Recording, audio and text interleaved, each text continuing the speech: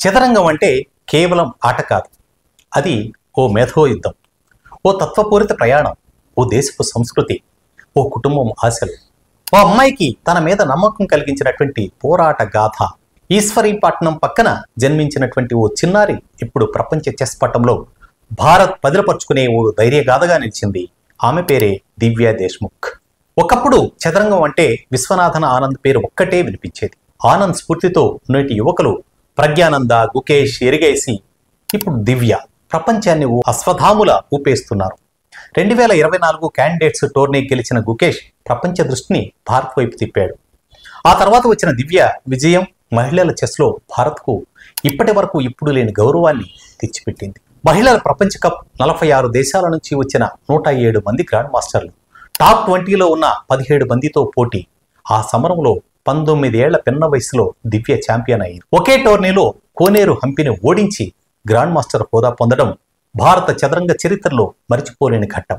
ఇది కేవలం గెలుపు కాదు, అతీత ధైర్యానికి, మేధస్సుకు, నిరంతర సాధనకు దక్కినటువంటి ఫలితం.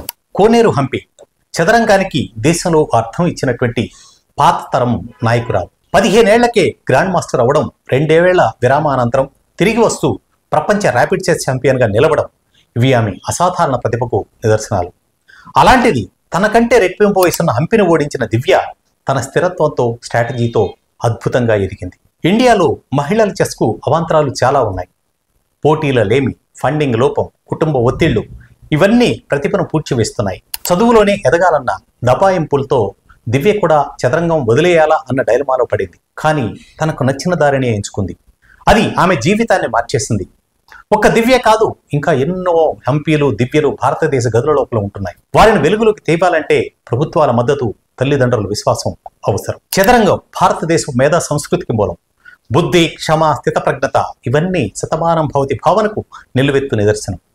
ఇప్పుడు ఆ అనువంశిక మేధస్సు మరోసారి ప్రపంచాన్ని రణరంగంగా మలుస్తోంది. భారత్కు ఇప్పటి వరకు 84 మంది గ్రాండ్ మాస్టర్లు ఉన్న మహిళల సంఖ్య మాత్రం 5% కంటే తక్కువ. దివ్య విజయం ఈ గణాంకాన్ని మార్చే శకునం. ఇప్పటి వరకు మహిళల చెస్ వరల్డ్ కప్లో క్వార్టర్ ఫైనల్ దాటలేని భారత్ ఇప్పుడు 2 పేర్లతో ఫైనల్కి చేరడం ఒక కొత్త యుగ ప్రారంభం. దివ్యా దేశ్ముఖ్ విజయం ఒక వ్యక్తిగత గెలుపు కాదు, అమ్మాయిలు చదరంగం ఆడలేరన్న నమ్మకాన్ని పటాపంచలు చేసే శక్తివంతమైనటువంటి సమాధానం. ఆమె కథ చదువుపై, ఆటపై మధ్యలో అడ్డగోలు అయిపోయినటువంటి ఓ యువతని ఎలా ఆటలో మునిగిపోయే గ్రాండ్ మాస్టర్గా మార్చిందో మనం గుర్తుంచుకోవాలి. పిల్లలు ఏ రంగంలోనైనా తమ ఆశలు, శక్తిని చూపించాలంటే తల్లిదండ్రుల నుంచి ఓ మాట రావాలి, నీకు నచ్చింది చెయ్యి, మీ వెనుక మేమున్నాం. దివ్యా దేశ్ముఖ్ నేటి బాలికలకు మూర్తిమత్వమైన ప్రేరణ. భారత చదరంగానికి, భారత యువతకు, భారత మహిళలకు శుభదీక్షగా మారిన ఇది నూతన అధ్యాయం.